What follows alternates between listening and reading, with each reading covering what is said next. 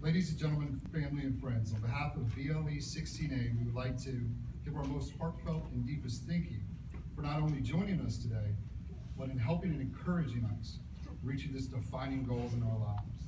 I'm pretty sure there's many family members out there that know what a resting nystagmus is. That know what a basic breath takedown is, because either your spouse or your son or your daughter has performed it on you in the living room at some point. When we first started our journey, we were individuals looking to achieve a personal goal. We have now become a team or a unit, achieving the common goal. I was once told law enforcement isn't something you do, it's what you are. As a law enforcement officer, you sacrifice many lifestyle changes and become an individual that sets the highest standard of integrity. The road we have traveled has not been an easy one, to say the most. If we wanted the easy way of life, we would have just joined the fire department. I'm just kidding.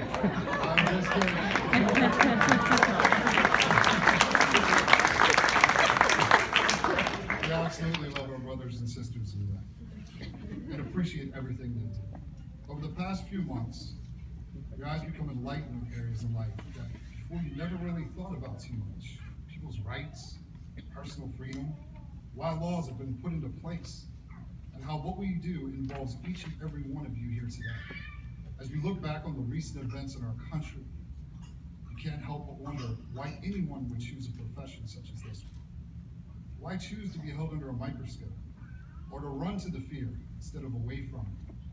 Why would we want to take the scrutiny and turn the other cheek? Our class credo summarizes all of this. Every time, hold the line. All of you in here at some point have heard of the thin blue line, or even seen some of the flags or decals in many places or vehicles. Let's look at what it actually stands for. The thin blue line you see dictated divides into two areas of darkness. One area being the criminal activity that occurs every day in our great country, and the other being our communities and the ones we serve and protect.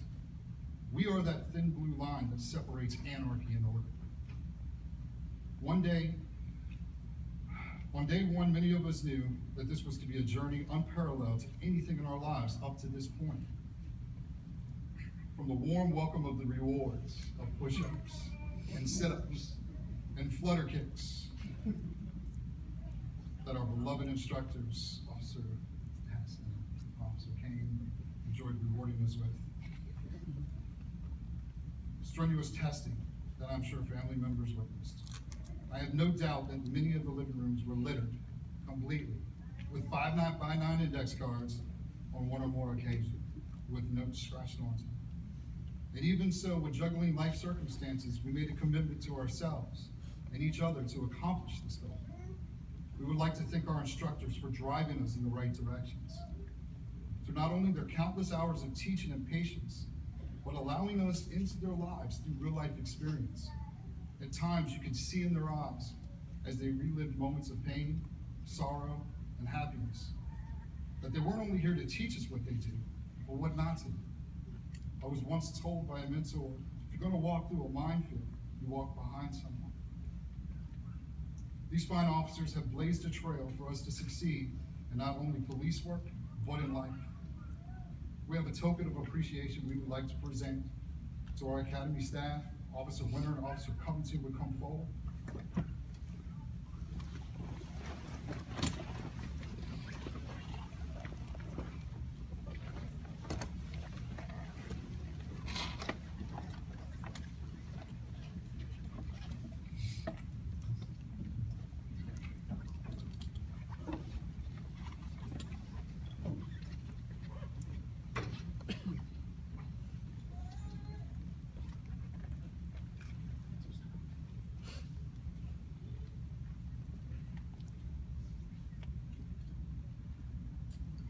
King Solomon was biblically known for being just and for being very unbiased, for good judgment, and for being fair. What we'd like to present you today with is the King of Swords, the sword of King Solomon, for to hang on the wall at the Academy. Engraved in it is an inscription to the Hampton Roads Criminal Justice Training Academy from Class 16A.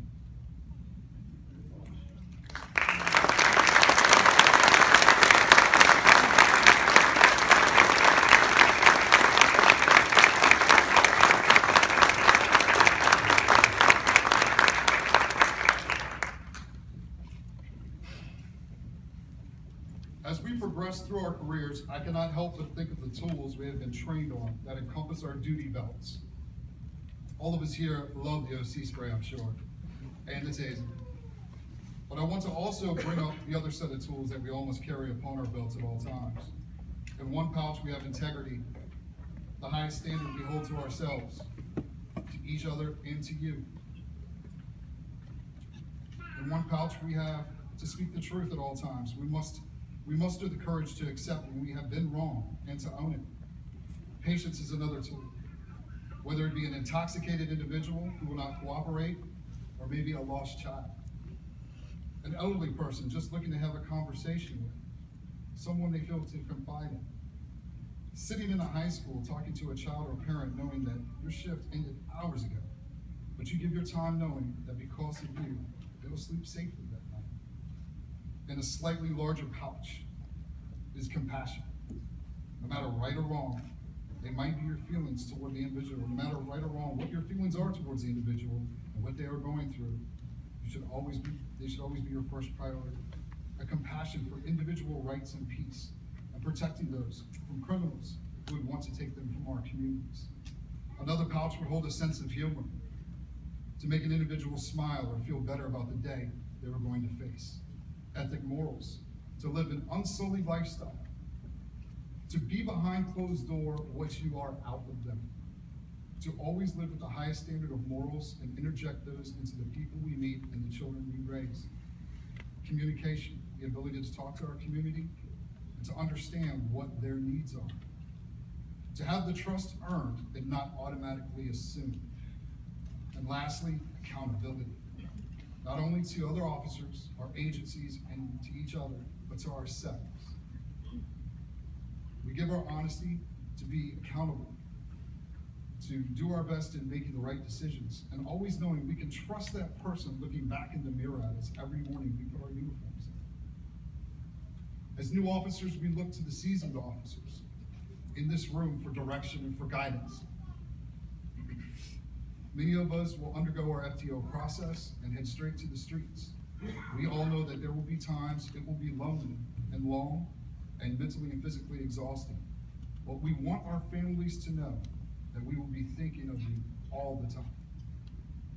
There will be times we might not be able to text back right away. There are going to be times when we can't call back right away. It's okay. We will. Please don't worry. We are just at that moment doing what we have been called to do. At times, the ultimate sacrifice is made. It is made in honor and for cause. We recognize those individual officers as heroes who held the line beyond its limitations. We have one more special presentation we want to do as a class. In light of the events that have taken place over the course of the past couple of weeks, there's a gentleman that's very, very dear to our heart, Officer Chad Dermeyer. He graduated from this academy. While we were PTing, our instructors would always encourage us to do one more for the officer in the sky. Chad Dermeyer was on our minds quite a bit. If Officer Joe and Officer Holt could please escort Ms. Dermeyer to the stage. It would be an honor to give a presentation. Lieutenant Edgett, if you would receive this on behalf of the Academy. On behalf of the National Law Enforcement Officers Memorial, Washington, D.C., please accept the enclosed United States American flag, which is flown over the National Law Enforcement Officers Memorial, D.C. during National Police Week. While it was flown, this flag served as a stark reminder of the ultimate sacrifice for over 20,000 American law enforcement officers who have given their lives in the line of duty. An inscription on the National Law Enforcement Officers Memorial by President George W. Bush. Carved on these walls is the story of America, of the continuing quest to pursue both democracy and decency, and to protect a national treasure that we call the American dream. Brian Lacey, Director of Memorial Programs.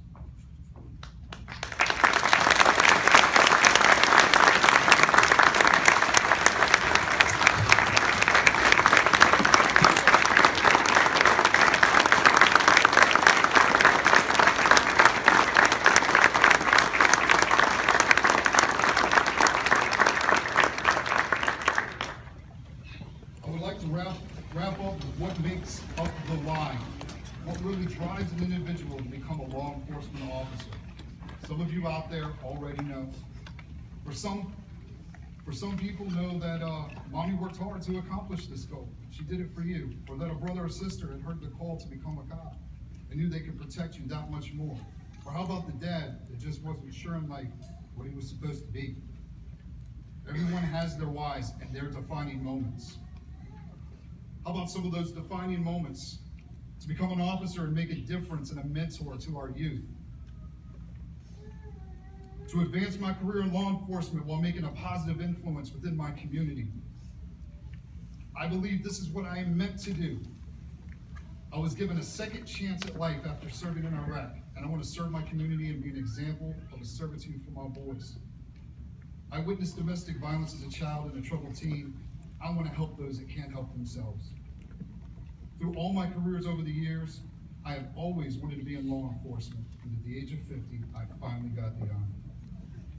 To help people and show them not all police officers are bad, and to change a negative perspective into a positive one. I want to serve the community where I live and grew up in. To make an impact on young, underprivileged girls. To be on the front lines in the community, saving and protecting, while influencing a positive outlook on the public view of law enforcement. To make my family proud and a difference in my community. I have always been a protector of my family, my friends, and everyone close, but now I have the privilege to honor to protect my community. To serve my community in a different way and provide courage and strength to others. To do my part to keep my community and my family safe. After law enforcement in the military, I wanted to continue protecting and serving my country. I loved my job. I had a family member who passed away from drug overdose. I want to help others not experience the same. I wanted to make a change from the inside for the good and protect the ones who cannot protect themselves. Since my childhood, I have always wanted to be a police officer. I wanted to be the protector of my family, my community, and change the way people view police officers today. To serve and protect the community I was raised in. To achieve the lifelong goal in the footsteps of my father as an officer. Since I was younger, I wanted to be a police officer. After serving in the Marine Corps, I'm able to serve my country again. Class 16A. Every time, hold the line!